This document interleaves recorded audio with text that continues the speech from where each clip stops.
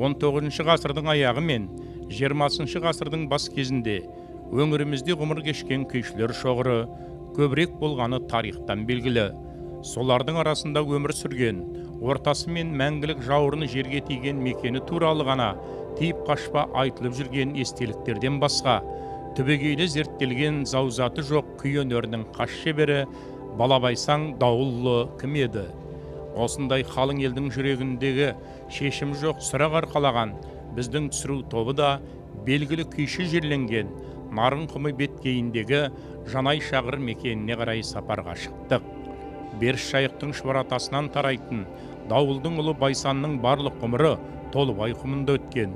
1835 жылы дүниеге келіп, 70 жыл өнермен өрнектелген өмір кешкен аса талантты күйші күйлері арада қаншама жылдар өтсе де, әлі де сахна төрінде орындалып келеді. Біз қазір Нарын өңірінің Бендер беткейінде отырмыз. Бұл жерде композитор, дүлдүл күйші, аруақты сынықшы болған Балабайсаң Дауылұлының зираты жатыр.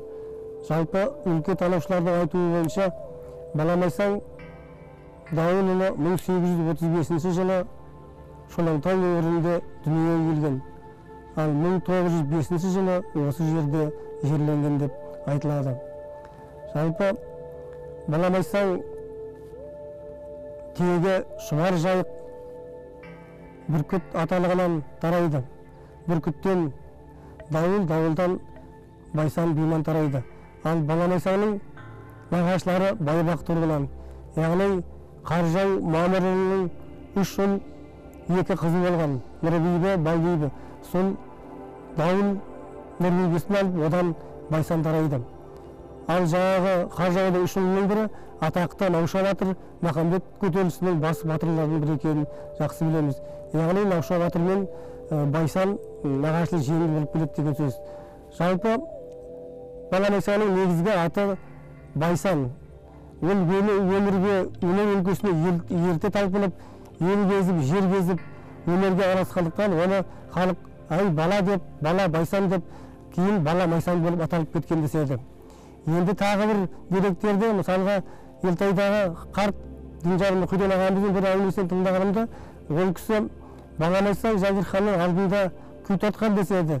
Сол күйді тыңдағаннан кейін Жәңгір хан ай бала Майсаң атады екенсің депті. Содан кейін Балабайсаң атанып кетті дегенде әңгімелер бар. Балабайсаң дала дауылпазы атанған адам, күй өнеріндегі жанға жайлы, лирикалық әуен, сазды көңіл күй, Балабайсаңға тән құбылыс. Ал ондай сазды орындау үшін асқан шеберлік, техникалық мүмкіндік керек. Оның тақырыптық шеңберіне келетін болсақ, ол төкпе күй өнеріндегі ақжелең циклын жалғастырып, ұзақ, Құрманғазы, Еспай дәстүрін жалғастырушы, дала күйшісінің күй қағаны Құрманғазымен замандас болып өмір кешуі, екеуінің Нарынқұмындағы үлкен ұлы дүрмек тойда жарысқа түсіп, ұлы күйшіні ұтып кетуі, оның нағыз шын жерік екендігін айқындай түседі.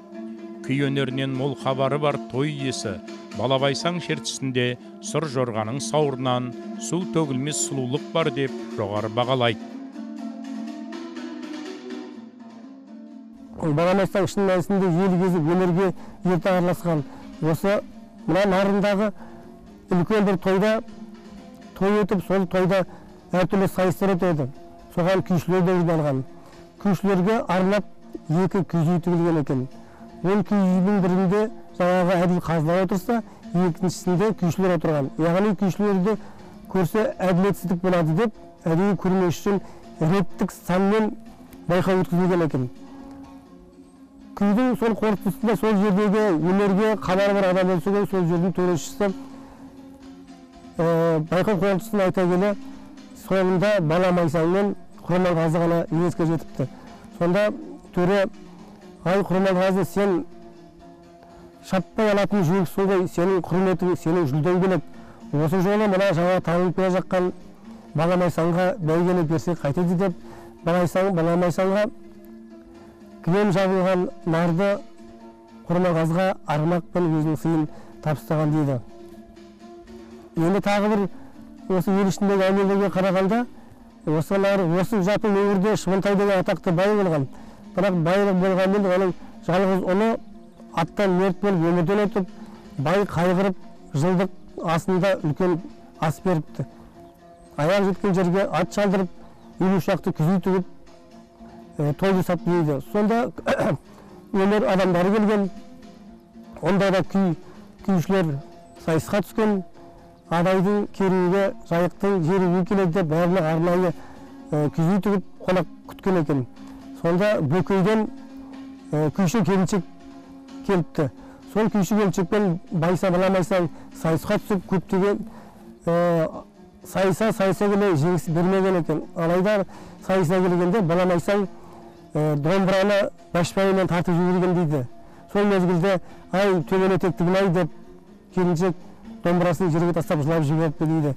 Міне осындай да ел ішіндегі әңгімелер жалпы баламайсаңның бұл өңірде болғанын, оның қазақ өнеріне үлес қосқанын білдіреді.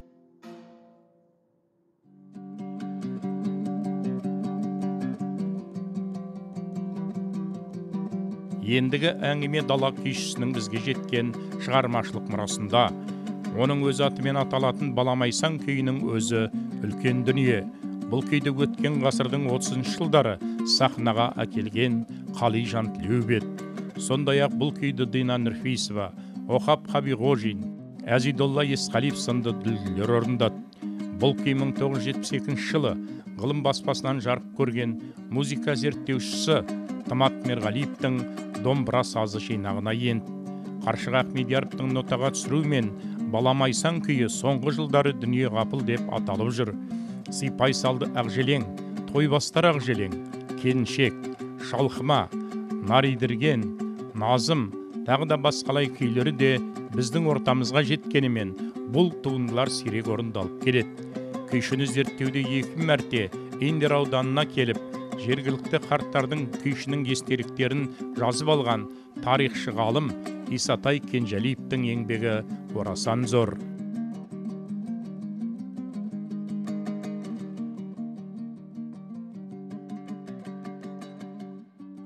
Баламайсаңның жалпы күйлері көп. Ол жаңағы Баламайсаңның күй тартысының шеберлігі ол шанақ шеңберден шықпай, мағырағанда сауырында су төгілмес орғадай қазақтың бір қоңыр дауысын әсем тартатын болған. Сондықтан да жалпы Баламайсаң оның күйлерін насихаттаушы Тымат Мерғалиев Алматыға 11 күйін апарған десе де, өкінішке орай ол күйлер таспаға түсірілмеген. Оның енді Баламайсаңның соңғы күйлері Қайғылы қарай деген күйлері бар. Соңғы күйінің бірі Баламайсаң деп аталып келіп жүр, ол дүние ғапыл. Ол бұла қартайған шағында, бүкіл орда жағында келе жаққанда үлкен бір тойдың үстіне түсіп, сол кездегі жаңағы адамдар күйшіні танып, одан бір күй сұрайды. Сол кезде Баламайсаң домбырасын қолынан күй тартып, соңынан өзіне осы туындысын тартып, қартайған шағындағы бұның аты дүние ғапыл деп айтқан дейді. Яғни сол дүние ғапыл, ол енді жалпы Қали Жантілеуовтің жинақтарында, Сақарбаеваның жинақтарында енген 2 күйі. Қалған күйлері әзірге таспаға түспеген. Бұл кісі жөнінде енді айтатын деректер аз, дегенмен де орны бөлек, шоқтығы биік күйшілеріміздің бірі. Осынау қазақтың күй сахнасында, күй төрінде үлкен бір алатын орны бөлек, ерекше. Бұл күйшінің Баламайсаң деген күйі, арнау күйлерінің бірі, Баламайсаң деген күйі бар. Ол атақты домбырашы осы Қали Жантілеуов атамыздың жеткізуінде бізге жетті. Одан бері қарай қарша ағайларымыз бар. Осы Баламайсаң деген күйі Ахмет Жұбановтың ғасырлар пернесі еңбегінде аталып кеткен. Соңғы кезде дүние ғапыл болып аты өзгертілді. Осы соңғы зерттеулерге байланысты неше түрлі Баламайсаң күйі. Сол күйі нағыз өзінің шоқтығы биік күйлерінің бірі болып табылады қазіргі уақытта. Бұл күй жөнінде не айтуға болады? Бұл күй бізде Дәулеткерейдің, сол Дәулеткерейдің күйлеріне бір ұқсас болып келеді. Ұқсас та емес, өзінің бір өзіндік ерекшелігі бар. Дегенмен де сазы, мұңы бір сол Дәулеткерейдің күйлеріндей бір лирикаға толы. Ол бөгде тартқан кезінде тартқан күйі ғой, үлкейген кезінде. Сондықтан ішінде бір ауыр, бір арасында бір күрсінетінде кездер бола ма, бір сондай бір ерекше бір сезім қалыптасады егер ол күйді орындаған адамда. Күйшінің айтайын деп жатырған әңгімесінің, енді бұл күй деген тұрған әңгіме ғой, тарих өзінің басына өткендегісін айтқысы келген шығар мүмкін. Сол жерде бір мына жерлерде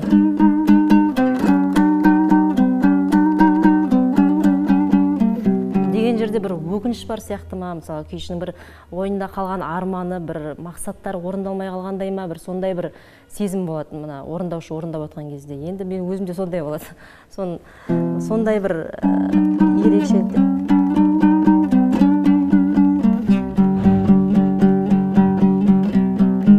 Деген жерлерінде бір жыр тектес секілді.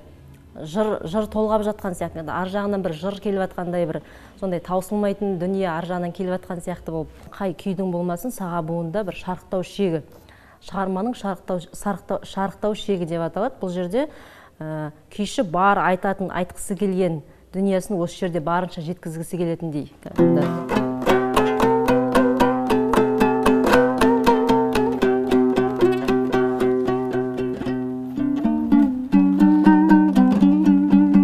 Қайтадан бастапқы әңгімеге кетті, қайтадан жырту.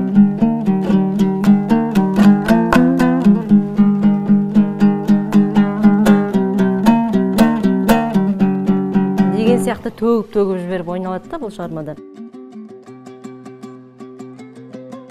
Өз топырағымызда дүниеге келіп, артына бірнеше күй қалдырған қайталанбас кәсіби күйші сазгерді насихаттау, жоғалған мұраларын зерттеу туралы ақпарат беттерінде көптеген ұсыныстар айтылып келеді.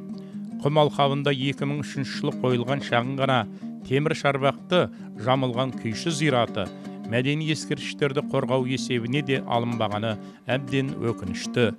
Рухани жаңғыру бағдарламасы өмірге келгеннен кейін ұмытылған тұлғалар сапындағы Балабайсан күйші бейнесі де қайта жаңғыратынына сеніміміз мол. Жалпы енді осы Балабайсанды ол тек қана күйші болғанымен қатар аруақты адам болған, сынықшы болған, елге қараған адам, жайлы адам болған, оның көптеген халыққа, адамдарға шапаға түскен. Енді соңғы кездері осы Балабайсанды насихаттау кішкене кенжелеп қалып келе жатыр. Дегенмен де ауданда алғаш рет осы күйшілердің сайысы өтті. Ол былтыр Мақат ауданында өтті, облыс көлемінде күйшілердің сайысы.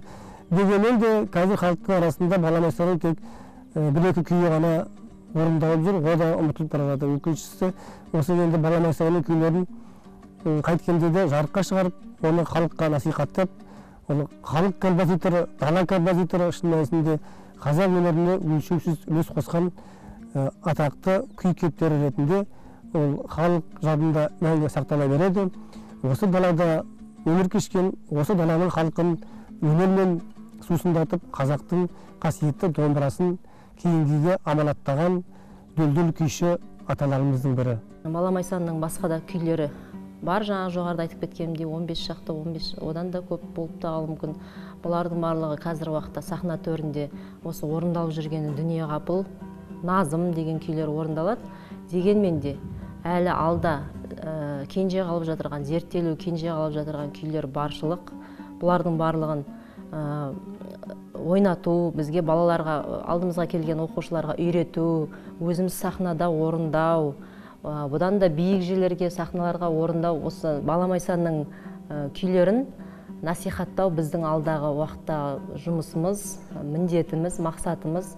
Бұл енді Балабайсан өзі айтып кеткенде шоқтығы биік күйшілердің бірі, Құрманғазыдай бір бөлек атауы бар күйші болғандықтан, оны біз арғай зерттеп, арғарай алдағы ұрпаққа келе жатырған жеткізу біздің міндетіміз. Алдағы уақытта осындай үлкен мақсат міндеттер қойылған біздің өзімізде. Бұйырса, осы Дина Нұрпейісова атындағы Халықтық музыка академиясы Атырау музыка колледжінің оқытушысы ретінде алдымызға келген оқушыларға барымызша үйретіп, насихаттау үстіндеміз. Ұлтымыздың бірегейлері атанған батырлар мен бекбилердің жазыла шапқан өнер тарландарының ізі қалған шолан таудың жайлауынан қозғалған кезімізде кең даланы күй әуені баурап алғандай ерекше сезім елес берді.